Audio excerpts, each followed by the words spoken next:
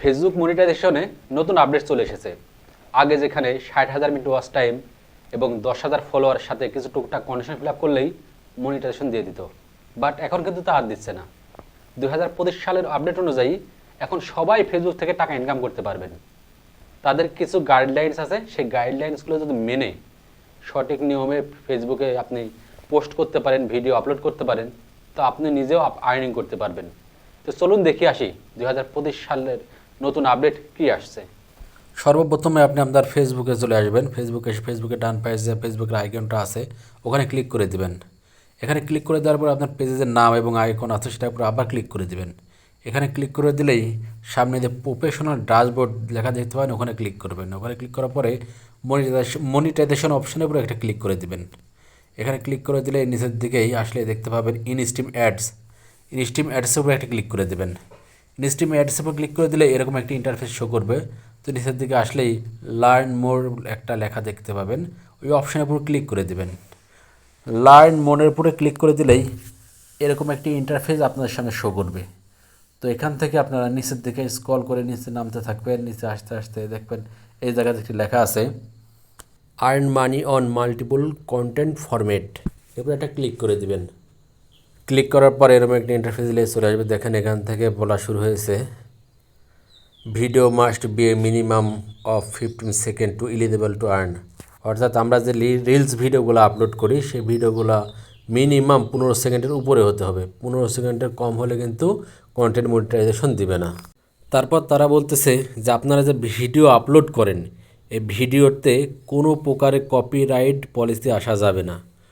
যেমন ধরেন অন্যের কোনো ক্লিপ বা ব্যাকগ্রাউন্ড মিউজিক বা সাউন্ড ইফেক্ট যাই হোক না কেন, কোনো রকমের কপিরাইট ক্লেম যদি থাকে তাহলে কিন্তু মনিটাইজেশন দিবে না। এরপর আসেন ব্র্যান্ডেড কন্টেন্ট।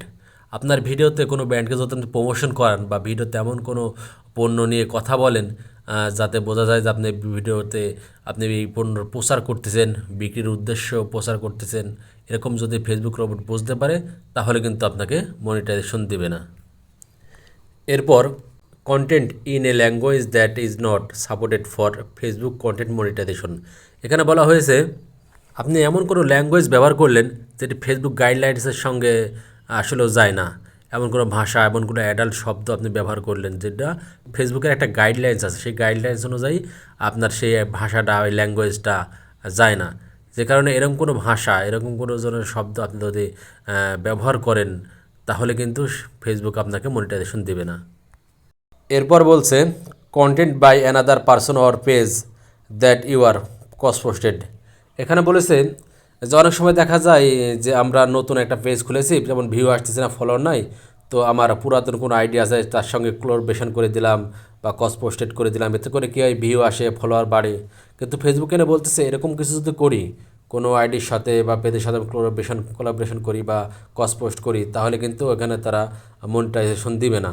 হ্যাঁ, আমরা এগুলো দিয়ে ভিউ আনতে পারবো, ফলোয়ার আনতে পারবো, এগুলো ব্যবসায়িক কাজে করতে পারবো, কিন্তু আমরা মনিটাইজেশনের জন্য এই পদ্ধতিটা কিন্তু অবলম্বন করতে পারবো না। যদি করে থাকি তাহলে কিন্তু মনিটাইজেশন দিবে না। এরপরের অপশানে বলা হয়েছে যদি কোনো ভিডিও বা পোস্ট আমরা পার্মানেন্টভাবে ডিলিট করে থাকি তাহলে কিন্তু এটাতে মনিটাইজেশন নাও দিতে পারে। যখন কোনো ভিডিও বা পোস্ট আমরা পার্মানেন্টলি ডিলিট করে থাকি তখন কিন্তু ফেসবুক রোবট এটাকে নেগেটিভভাবে নেয়। তাই কোনো ভিডিও বা পোস্ট আমরা পোস্ট করার আগে ভালোভাবে ভেবেচিন্তে তারপরে পোস্ট করব যাতে ডিলিট করা না লাগে। তারপর তারা বলছে যে আপনি এমন কোনো অ্যাড শো করাইছেন যা ক্রিয়েটর দ্বারা ডিসেবল হয়ে গেছে, এমন যদি হয় তাহলে কিন্তু তারা মনিটাইজেশন দিবে না। সর্বশেষ ফেসবুক থেকে যেটা বলা হয়েছে আমরা এঙ্গেজমেন্ট বাড়ানোর জন্য অনেক সময় থার্ড পার্টি অ্যাপস, ওয়েবসাইটের মাধ্যমে আমরা এঙ্গেজমেন্ট বাড়িয়ে নিই।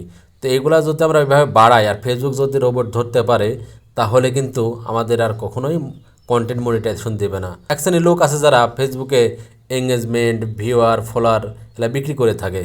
তো আমরা প্রথমত মনে করি যেগুলা কিনে আমাদের ফেসবুক পেজটাকে মনিটাইজ করে নিই, পরবর্তীতে এগুলো আর করবো না।